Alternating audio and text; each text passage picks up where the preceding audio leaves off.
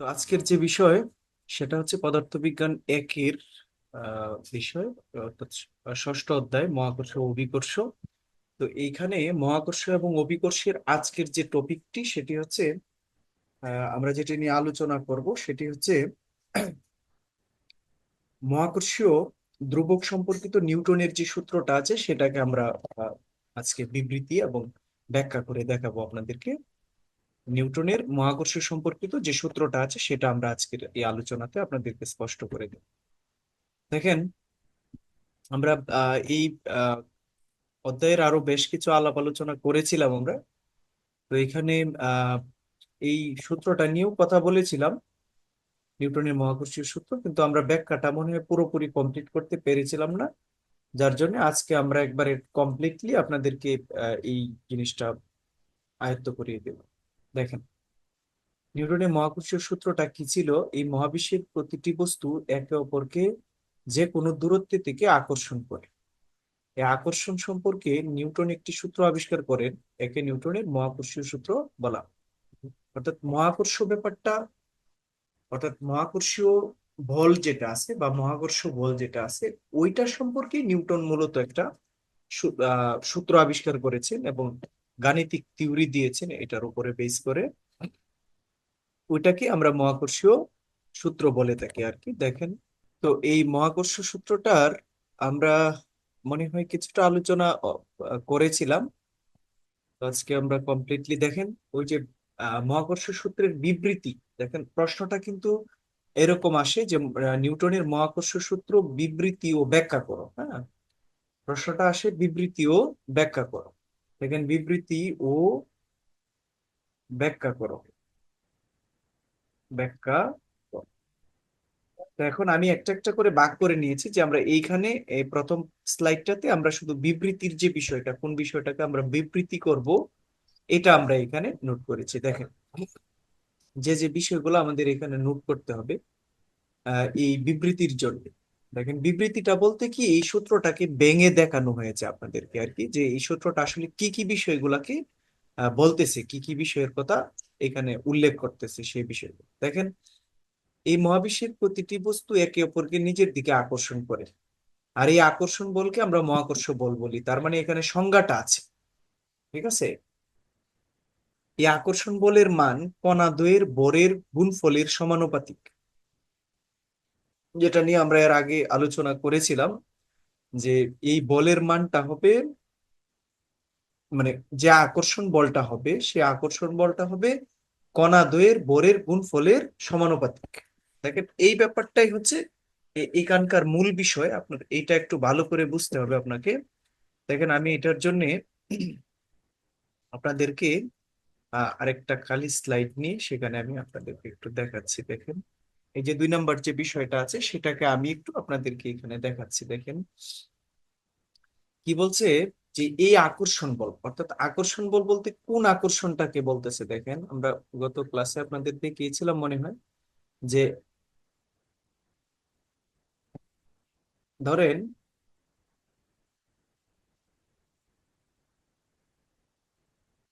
M1, একটা M1 ভরের একটা বস্তু আর একটা হচ্ছে M2 ভরের বস্তু। এখন একে অপরকে কি করতেছে তারা?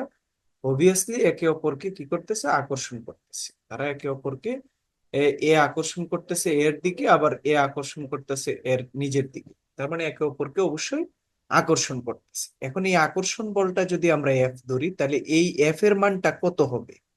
এই এফ এর মানটা হবে, মানে এই দুইটার মধ্যে যে আকর্ষণটা আছে, এই এফ এর যে মানটা, আকর্ষণ বলের মানটা হবে কি, বস্তু কণা দ্বয়ের ভরের গুণফলের সমানুপাতিক। তাহলে বস্তু কণা দ্বয় হচ্ছে M1 আর M2, M1 আর M2। তার মানে আমরা যদি এইভাবে লিখি তাহলে মানে কি সম্পর্কে আছে এখানে? গুণ সম্পর্কে আছে। তার মানে বস্তু কণা দ্বয়ের ভরের গুণফলের, বস্তু কণা দ্বয়ের ভরের গুণফল হয়ে গেছে, যেটা প্রথম ভর দ্বিতীয় ভর, বস্তু কণা দ্বয়ের ভরের গুণফলের কি হবে? সমানুপাতিক। এই যে সমানুপাতিক মানে আমরা যে ব্যাপারটা জানি, যেটা বাড়লে এটা বাড়বে, যদি এইটা বাড়ে তাহলে এটা বাড়বে, বা এইটা কমলে এটা কমবে, এটা বাড়লে মানে এক, শুধু বাড়ে বাড়ে কমে কমে সম্পর্কটা। এটা বাড়লে এটা বাড়বে, হ্যাঁ এইটা বাড়লে এটা বাড়বে, বা এটা কমলে এটা কমবে, এরকম। তার মানে কি সম্পর্কে আছে? সমানুপাতিক সম্পর্কে আছে। আচ্ছা, পরে দেখি আমরা যে এই ব্যাপারটা তাহলে বুঝতে পেরেছেন। 2 নম্বর বিষয়টা যে আকর্ষণ বলের মান কণাদ্বয়ের ভরের গুণফলের সমানুপাতিক। এখন ভর, আপনার এই বস্তুটা যদি মনে করেন, ধরেন আমরা ধরলাম A1 ভরের একটা বস্তু আছে আপনার কাছে, আবার A2 ভরের একটা বস্তু আছে, হ্যাঁ? তাহলে এই দুইটার মধ্যে কতটা আকর্ষণ হবে সেটা আমরা বুঝতে পারবো নিউটনের এই সূত্রের বিবৃতিটা থেকে। আমরা কি বুঝতে পারি? যে এই দুইটার মধ্যে কতটা আকর্ষণ কাজ করতেছে বা কতটুকু আকর্ষণ বল কাজ করতেছে, সেটা হচ্ছে যে এফ ভ্যারিয়েজেস, ধরেন A1 × A2। তার মানে আমরা যে বস্তু কণাদের ভরের গুণফলের সমানুপাতিক হবে। ঠিক আছে? এখন এগুলার মান আপনি যেটা ধরেন, আপনি A1 এর মান ধরলেন 10, হ্যাঁ, A2 এর মান ধরলেন আপনি 20। হ্যাঁ, এখন এই দুইটা গুণ করেন, 20 × 10, আপনি গুণ করেন, গুণ করলে কত হয় দেখেন, 0, 0, তারপরে হচ্ছে 0, 20 × 10, তার মানে 2, তাহলে 200। তাহলে এই যে 200 হলো, এই যে 200 ভেরিয়েজেস এফ। এখন আপনি ধরেন যে এটা আপনি কমায় নিয়ে আসবেন। ধরেন এই 200 যখন হয় তখন এফ এর মানটা ধরেন আপনি 20, এই 20 ধরলাম, হ্যাঁ? এখন আপনি যদি এইটার মানটা কমায় নিয়ে আসেন, যে ধরেন এটা কোনো কারণে 180 হলো গুণফলটা, দেন এইটা, এইটার মানও কি হবে, কমে আসবে। এটার মান কমে ধরেন 18 হয়ে গেল। ধরেন এটা 170 হলো, দেন এটা কমে 17 হয়ে গেল, এরকম। তার মানে একটা কমলে আরেকটা কমবে, একটা বাড়লে আরেকটা বাড়বে, এই আর কি ব্যাপারটা। দেখেন 3 নাম্বার যে বিবৃতিটা ছিল সেটা কি ছিল? এই আকর্ষণ বলের মান কণাদ্বয়ের দূরত্বের বর্গের ব্যস্তানুপাতিক। কি বলছে দেখেন একটু ভালো করে, কি বলছে? যে এই আকর্ষণ বলের মান কণাদ্বয়ের দূরত্বের বর্গের ব্যস্তানুপাতিক। এই আকর্ষণ বলটা হবে কণাদ্বয়ের যে দূরত্ব থাকবে, ওই দূরত্বটাকে বর্গ করলে ওই বর্গের সাথে আবার ব্যস্তানুপাতিক ভাবে থাকবে। ঠিক আছে? দেখেন আমরা একটু এখানে যাই, আগের স্লাইডটাতে। এখানে আমরা একটু 3 নম্বর ব্যাপারটাকে বোঝানোর চেষ্টা করি। দেখেন 3 নম্বর ব্যাপারটা বলছে যে আকর্ষণ বলের মানটা, অর্থাৎ এফ হবে এদের দূরত্ব যেটা আছে।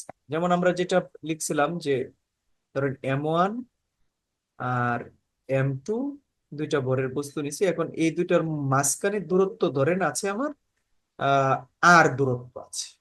ঠিক আছে? আর বা ডি দূরত্ব আছে, ধরেন আমি আর ধরলাম, ডিস্টেন্স ডি ধরলাম, ডি দূরত্বে অবস্থান করছে দুইটা জিনিস। এখন বলতেছে যে এই আকর্ষণ বলের মানটা হবে এই বস্তু কণাদের দূরত্বের, দূরত্ব হচ্ছে ডি, আর দূরত্বের বর্গের ব্যস্তানুপাতিক। ব্যস্তানুপাতিক মানে হচ্ছে 1/d। অর্থাৎ যখন 1/, এই এলিমেন্টটাকে আমরা লিখবো তখন এটা হয়ে যায় ব্যস্তানুপাতিক। আর ব্যস্তানুপাতিক মানে হচ্ছে কি, ব্যস্তানুপাতিক হচ্ছে বিপরীত। যেমন ধরেন যদি বলের মান বাড়ে তাহলে এই দূরত্বের মান কমবে, আবার যদি দূরত্বের মান বাড়ে তাহলে বলের মান কমবে। কারণ দেখেন এটা মনে করেন 10 মিটার দূরে আছে, তাহলে 10 মিটার দূরে থাকলে এই বস্তুটাকে যতটা আকর্ষণ করবে, যদি এদের মধ্যাকার দূরত্বটা কোনো কারণে ধরেন আমরা আপনার 20 মিটার হয়ে গেল, দেন দেখেন আকর্ষণটা কি কমে যাবে না? তার মানে দূরত্ব যত বাড়বে, বস্তুগুলোর দূরত্ব যত বাড়বে, তাদের মধ্যবর্তী আকর্ষণ বল এফ এর মান তত কমবে, কমবে। এই জন্যই আমরা এখানে তার সূত্র মতে পেয়েছি যে 1/d² মানে হচ্ছে কি ব্যস্তানুপাতে যাবে। অর্থাৎ বিষয়টা হবে ব্যস্তানুপাতিক, একটা বাড়লে আরেকটা কমবে, আরেকটা কমলে আরেকটা বাড়বে, এরকম। ঠিক আছে? 3 নাম্বার ব্যাপার। দেখেন 4 নাম্বার যে ব্যাপারটা ছিল আমাদের, তার 4 নাম্বার ব্যাপারটা ছিল এই আকর্ষণ বল কণাদ্বয়ের সংযোজক সরলরেখা বরাবর ক্রিয়া করে। এটা খুবই সহজ একটা ব্যাপার। বলছে যে এই আকর্ষণ বল কণাদ্বয়ের সংযোজক সরলরেখা বরাবর, অর্থাৎ সংযোজক সরলরেখা, অর্থাৎ ধরেন এই কণাটা এই মুখে আছে আর এই কণাটার এই মুখে আছে, তার মানে এটার যে সরল রেখাটা কল্পনা করব, এই সরল রেখা বরাবরই এটা ক্রিয়া করবে। এটা কখনো উল্টা দিকে ক্রিয়া করবে না, এভাবে ক্রিয়াটা করবে না, বা এইটা এটার উপরে এই উল্টা দিকে গিয়ে ক্রিয়া করবেন, এটা একই দিকে সরল রেখায় একই দিকে ক্রিয়া করবে। এই ব্যাপারটা এখানে বলা হচ্ছে। তাহলে আমরা বিবৃতি করে ফেললাম, এবারে ব্যাখ্যার যে বিষয়টা, এখানে আমরা ব্যাখ্যাতে চলে আসি। দেখেন এই ব্যাখ্যা করার জন্য আমরা এই চিত্রটা এখানে একটু বুঝে যাব, তারপরে পরবর্তীতে চিত্রটা এখানে দেখিয়েছিলাম আপনাদেরকে যে M1 M2 বোরের দুইটা বস্তু ছিল আমাদের, আর এখানে যে তাদের মধ্যে যে আকর্ষণ বলটা ছিল সেটা হচ্ছে F বল ধরেছিলাম আমরা, আর দূরত্বটা হচ্ছে D। তাহলে এই শর্ত মোতাবেক আমরা এখানে যে নোট করেছিলাম যে বিষয়গুলো, সেগুলো আমরা একটু দেখি। দেখেন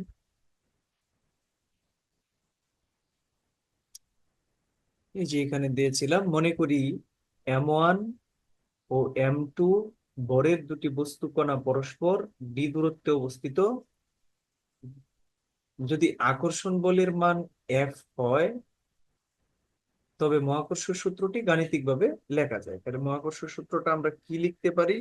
এটার জন্য লিখতে পারি F ভেরিয়েজেস M1 M2, যেটা প্রথম বিবৃতিটা ছিল। তাহলে প্রথম বিবৃতিতে এখানে দেখেন নাই কোন জিনিসটা, চিত্রটার মধ্যে যেগুলা ছিল তার মধ্যে ডি নাই, তার মানে আমরা বলতে পারি যখন যখন ডি ধ্রুব। আচ্ছা, আবার আবার আমরা লিখতে পারি যে এফ ভেরিয়েজেস 1/d², যেটা আমরা তৃতীয় শর্তটার মধ্যে পেয়েছিলাম। তার মানে এখানে M1 M2 নাই, তার মানে M1 M2 মানে স্থির থাকলে বা ধ্রুব থাকলে, স্থির থাকলে।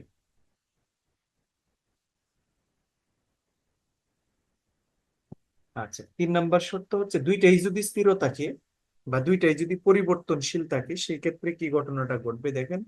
এফ ভেরিয়েজেস M1 M2 বাই হচ্ছে d², তার মানে এই সব কয়টা একসাথে চলে আসছে যখন, তখন বলতে হবে কি ডি ও M1 M2 পরিবর্তনশীল হলে, পরিবর্তনশীল হলে, ঠিক আছে। তাহলে আমরা এখান থেকে এই যে সমানুপাতিক চিহ্নটা যদি উঠাই দিতে চাই, তাহলে আমরা লিখতে পারি এফ ইকুয়াল, এটার জন্য আমরা একটা সমানুপাতিক ধ্রুবক আনবো, জি M1 M2 বাই d²। এখানে জি একটি সমানুপাতিক ধ্রুবক, ঠিক আছে। জি একটি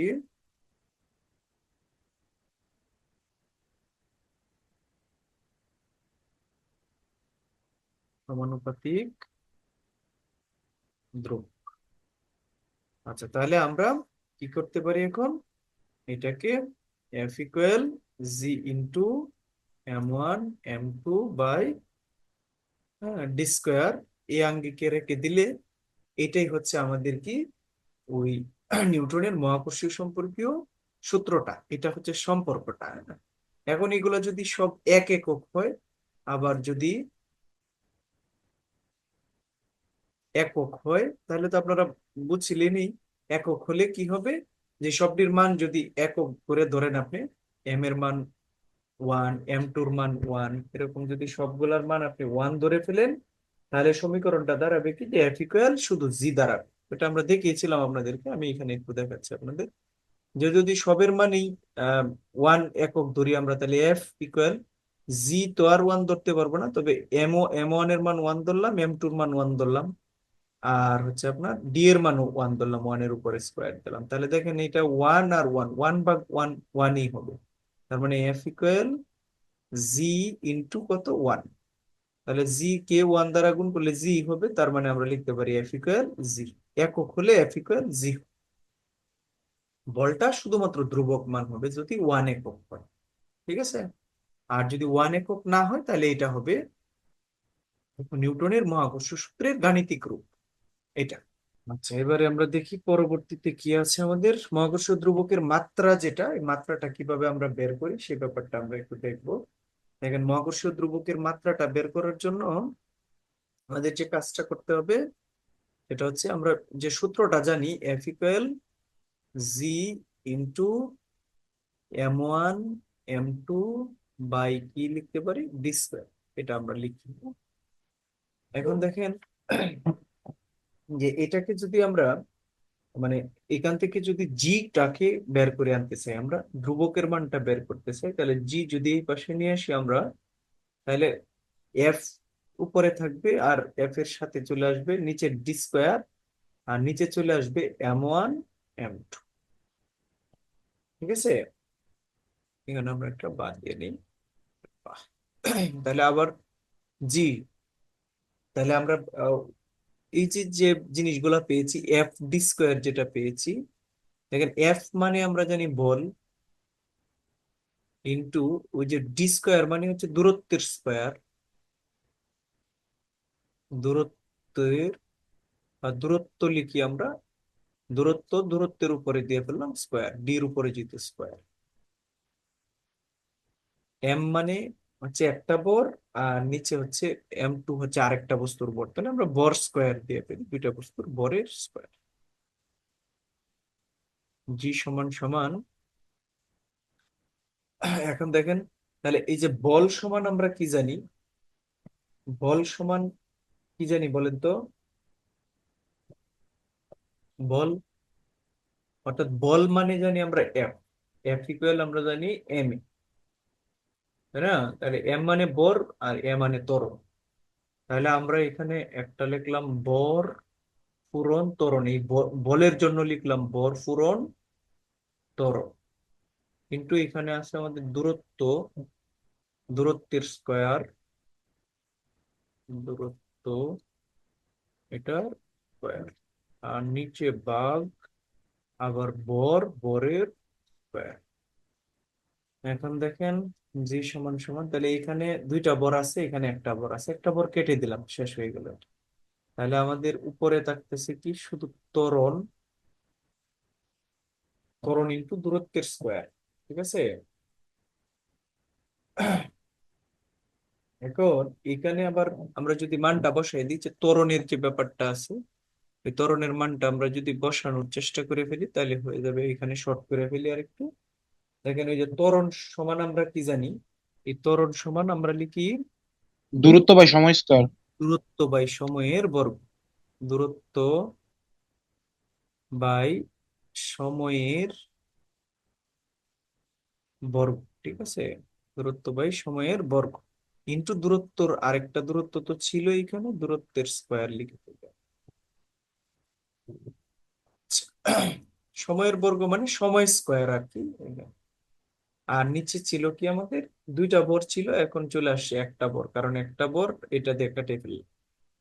আচ্ছা, এখন তাহলে আমরা লিখতে পারি জি সমান সমান কি লিখতে পারি দেখেন তো, দূরত্ব এখানে আছে দুইটা আর এখানে হচ্ছে আপনার একটা, তাহলে দূরত্ব তিনটা হয়ে গেল। তাহলে দূরত্ব কিউব দিতে পারি আমরা, দূরত্ব কিউব বাই হচ্ছে নিচে ছিল আপনার কি সময়, সময়ের যে বর্গ এটা, সময়ের বর্গ আকারে লিখলাম, আর একটা বর ছিল, এই একটা বরকে আমরা এইখানে লিখব। ঠিক আছে, দেখেন এখন জাস্ট খালি আমরা যদি একক গুলা, প্রতীক গুলা ব্যবহার করি ইংরেজি, তাহলে কিন্তু হয়ে যাবে। দেখেন তাহলে জি সমান আমরা লিখতে পারি কি, দূরত্ব মানে কি, দৈর্ঘ্য, দৈর্ঘ্য মানে এল, তাহলে এল এর উপরে দিলাম কিউব, আর নিচে আছে সময়, সময় মানে টি, টি এর উপরে স্কোয়ার ইন্টু, আচ্ছা আপনার বর, বর মানে হচ্ছে এম, আমরা লিখলাম এম, বর তো একটাই।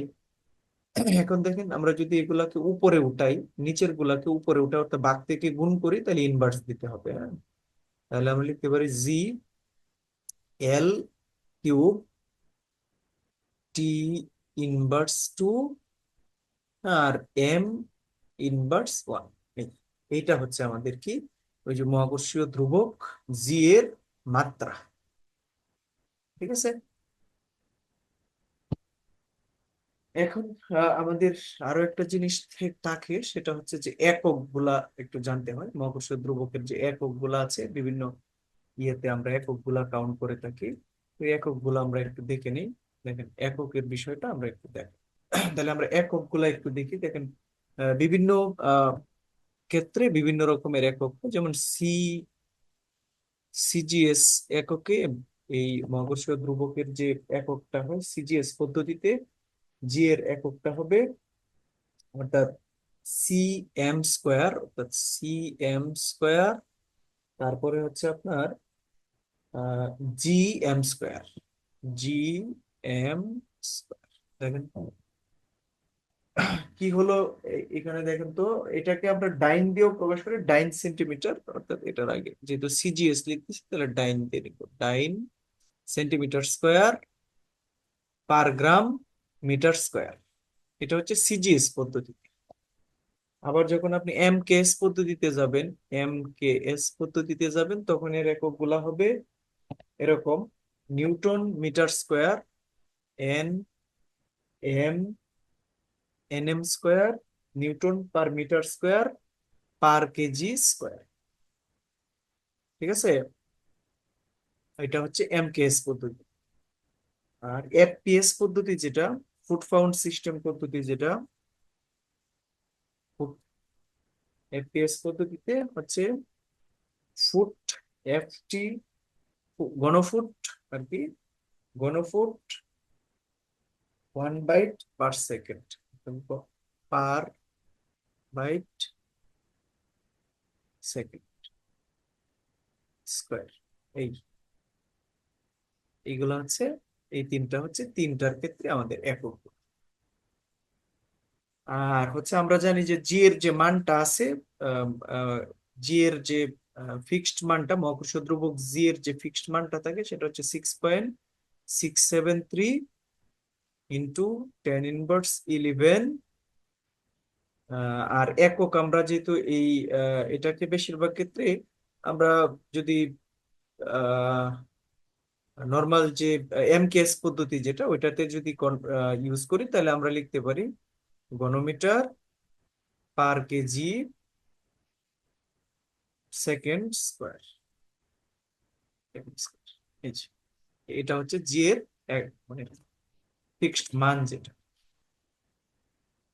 ঠিক আছে, আমি আজকে আর এর বেশি আর অগ্রসর হব না, যেটুকু পড়িয়েছি আপনাদেরকে ওটা মহাকর্ষীয় ধ্রুবকের রাশিমালা। ঠিক আছে, মহাকর্ষীয় নিউটনের মহাকর্ষ সূত্রের গাণিতিক রূপ বের করো, বা মহাকর্ষীয় সূত্রের বিবৃতি বা ব্যাখ্যা করো, ওইটা পড়বেন। আর মহাকর্ষীয় ধ্রুবকের আহ, যে মাত্রাটা বের করেছিলাম পূর্বের স্লাইডটাতে, ওই মাত্রাটা আর একক গুলা একটু মুখস্থ করবেন। ঠিক আছে, এই যে মাত্রা মাত্রা যেটা বের করে দিছিলাম আর একক গুলা, এইটুকুই জাস্ট আমি আজকে পড়াবো, এবং এইটাই আপনারা একটু ভালো করে মুখস্থ করবেন। আমরা নেক্সট পার্টে অন্যান্য বিষয়গুলো নিয়ে কথা বলবো।